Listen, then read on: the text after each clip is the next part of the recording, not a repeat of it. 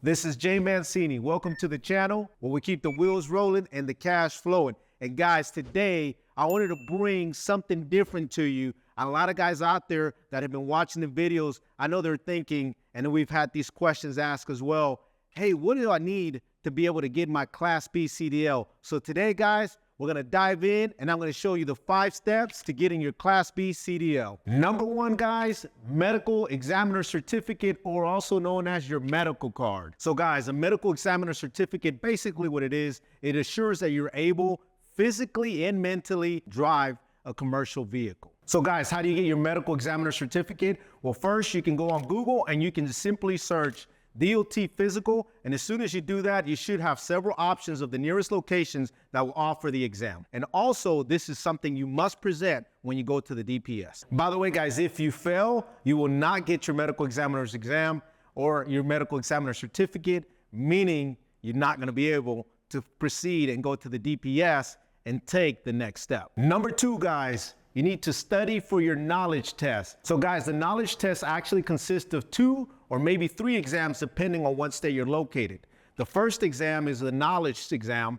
The second exam will be the air brakes exam. And if you're here in Texas, we actually had another one, which is called the Texas rules. So again, depending on your state, you could have potentially up to 3 exams, but you're definitely going to need to know the general knowledge and also the air brakes. By the way, guys, as you already know, you need to make sure that you study. And we do have a video, guys, also where we'll show you what you need to know to pass on the first try. Number 3, guys, set up an appointment with your local DPS. So guys, once you've actually studied and you feel that you know what it takes to be able to take the exam, so guys, you're gonna set up an appointment with your local DPS to take those tests that you've been studying for, okay? Again, the air brakes, the general knowledge, and here in Texas, there's also a Texas rules. So once I felt I was comfortable and I had that knowledge, I went ahead, I set up the appointment.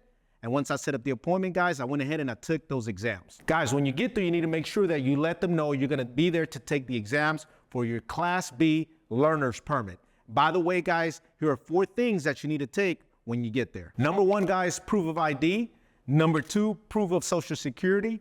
Number 3, proof of residency. And number 4, proof of U.S. citizenship. Now, guys, assuming you passed your test, the 2 or the 3 exams that you have to take in your state, we go on to number 4, find a local driving school. Guys, why is it so important to find a local driving school? Well, here's the other part that's very important besides the knowledge exam, right, or the knowledge portion of it. Now you have to do what's called a skills test. The skills, that comes when you actually get behind the wheel of an actual truck, right? So that is why you have to find a local driving school. Now, one tip that I have for you guys, make sure you do some research and make sure you look up reviews before you actually go and commit to a driving school, okay?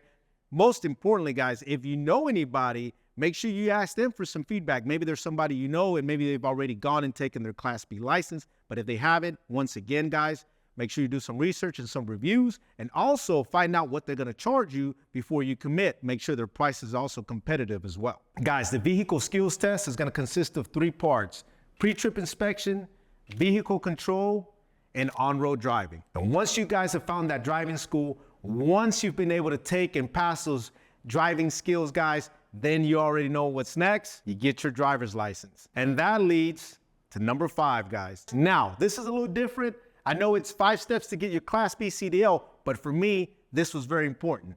Find someone to show you the in and out functions of a dump truck. Why? Because you will get your Class B CDL, right, guys? However, you got to keep one thing in mind.